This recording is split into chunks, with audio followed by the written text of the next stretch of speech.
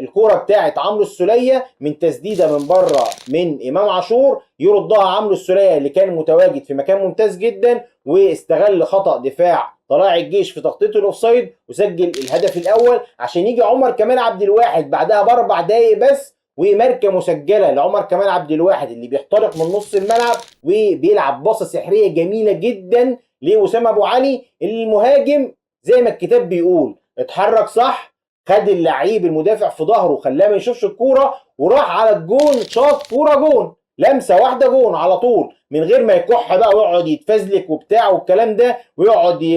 رجليه تحس ان هي طايره مش على الارض، هو كوره جون. الكوره الثانيه جات له وهو بيستلمها جون، ممكن جت في ايده لكن جون، خلاص هو بيلمس لمسه بجون. هو ده المهاجم اللي كان ناقص النادي الاهلي واللي اخيرا وجد ضلته فيه، وان شاء الله باذن الله وسام ابو علي هيبقى من نجوم الشباك في نادي الاهلي لو ان شاء الله